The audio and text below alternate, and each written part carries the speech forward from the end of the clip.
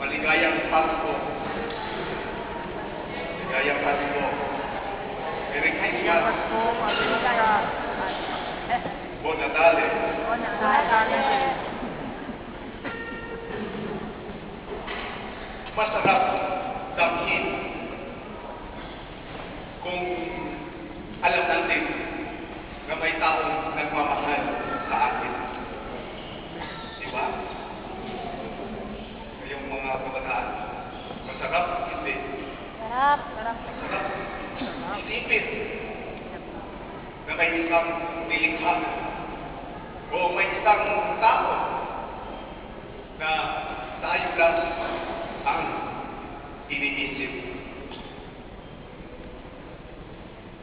Masarap pakinggan kung may tao ang magsabi sa atin, I love you.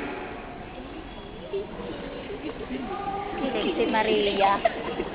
Si Maria, naka-cutics pala. Pero na sa amin.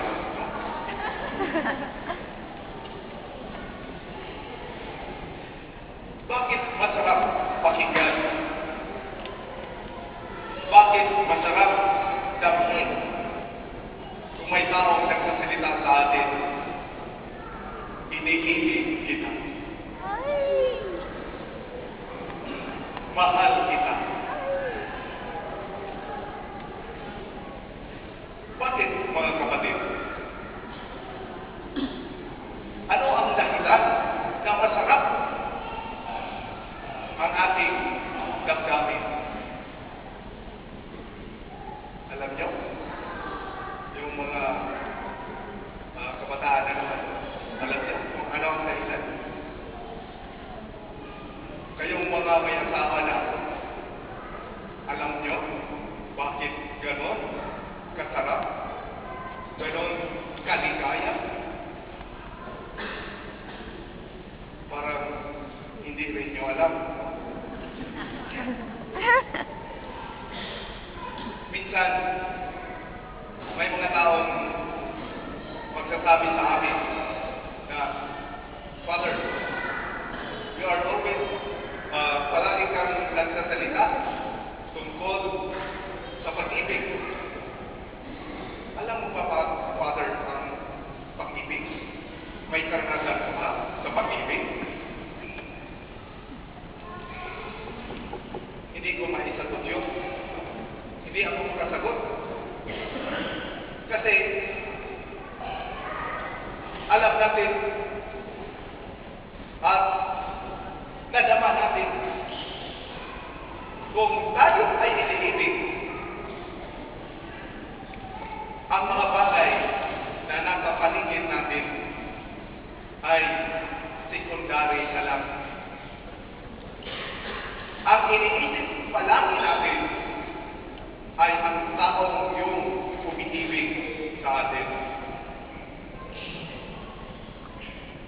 Alam niyo kung sino ang umiibig sa inyo.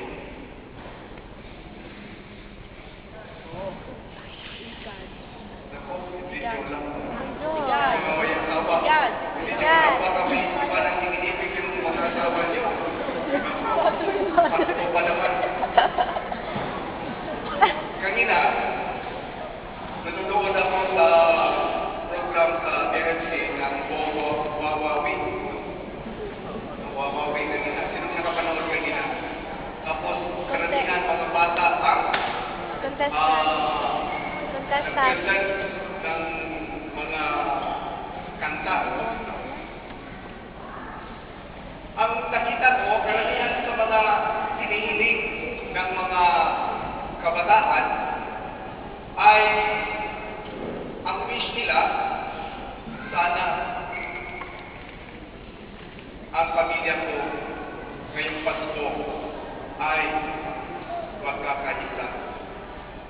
Sana makapiling ko sila.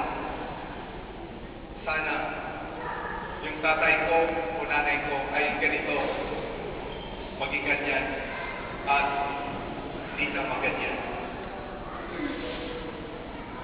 Ang prevalent na wish ay ang pagkakaisa. Ang magmamahal sa isa't isa